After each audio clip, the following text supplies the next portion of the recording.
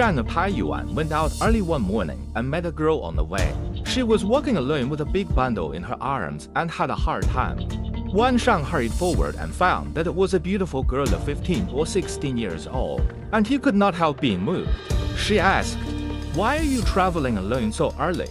The girl replied, "A passerby can't relieve my worries, so why ask more questions?" Wang Shan went on to say, "What worries do you have? If my help is needed, I will not refuse it." The girl looked sad and said, "My parents were greedy for money and sold me to a big family. The first wife of that family was jealous of me, and sooner or later she would either beat or scold me. I couldn't stand it any longer, and I was going to flee to a distant place." Asked where she wanted to go. "There is no definite place for refugees," Wang Shan said. "My home is not far from here. Please come to my home." The girl was happy to say yes. So Wang Shan took the bundle for her and took her home with him. Arrived Wang Shan home. That girl sees into a nobody. "Why don't you have a family?" Wang Shan says, "Here is a study." The girl said, "This is a good place. If you pity me and let me live, please keep my secret for me and never tell anyone else." Wang Shan agreed to her request and lived with her. Wang Shan hid her in a secret room for several days without anyone noticing.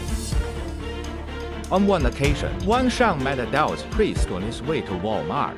The Taoist priest looked at Wang Shan with a look of amazement. He asked Wang Shan, "What have you met recently?" Wang Shan answered, "Nothing." The Taoist priest said, "You are hunted by evil spirits. Why do you say you haven't met anything?" Wang Shan tried his best to defend himself, but when the Taoist priest saw that he was not telling the truth, he walked away and said, "It's really incomprehensible. There are people in the world who are dying that don't wake up." After listening to the Taoist priest's unusual words, Wang Shan had doubts about the girl he met, but then he thought, "She is obviously a beauty. How can she be a monster?" It is likely that the Taoist priest wants to make a living on the pretext of getting rid of demons. Before long, Wang Shan returned to the door of his academy, but the door was closed and he could not get in at all. Wang Shan became suspicious, climbed over the wall and went in. Seeing that the door was closed, he quietly went to the window and looked in. An evil spirit with a green face and long teeth like a saw was putting a piece of human skin on the bed, then drawing on the human skin with a color pen. After drawing, he threw the pen away, lifted the human skin, shook it like shaking clothes, and then put it on his body and dressed up as a beautiful woman. Seeing these things, Wang Shan's soul was frightened. He got up from the ground like an animal and hurried to pursue the Taoist priest. But the Taoist priest had disappeared. Wang Shan was still in hot pursuit and finally found it in the wild. Wang Shan knelt on the ground and asked the Taoist priest for help. The Taoist said, "I'll help you drive it away. This thing is also very poor, has not been able to find a substitute, so I do not have the heart to hurt its life." So the Taoist priest gave Wang Shan a whisk and asked him to hang it on the door of his bedroom. When they parted, they made an appointment to meet at the Qingdi Temple.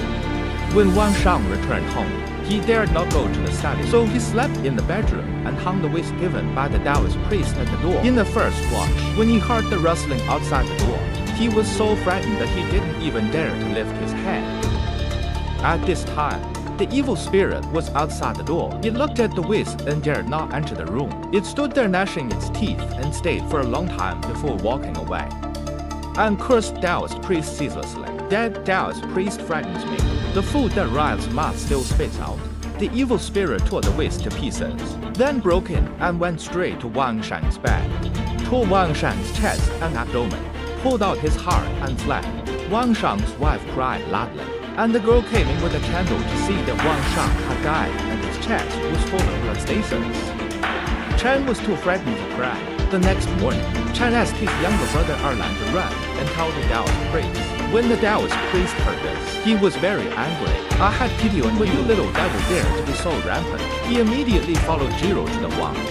The Taoist priest raised his head and looked around. He asked Jiro, "Whose home is the South Court?" Jiro said, "It's my house." The Taoist said, "The ghost is in your house." Jiro said in amazement that he would not be at his house.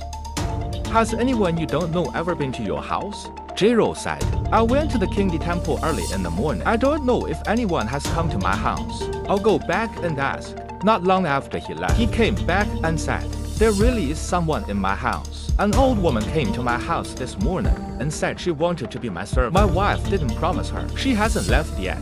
The Taoist priest said that she was an evil ghost. So the Taoist priest and Erlan went to the south courtyard together. The Taoist priest stood in the middle of holding a wooden sword in his hand and shouted at him, "Ghosts and demons, compensate me for the wish." The old woman was in a panic in the house.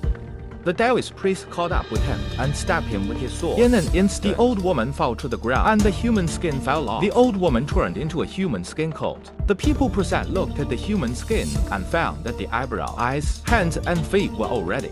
The Taoist priest rolls up the human skin like a scroll and takes it away. As for whether Wang Shang is dead or alive, you might as well subscribe to this channel. We will continue next.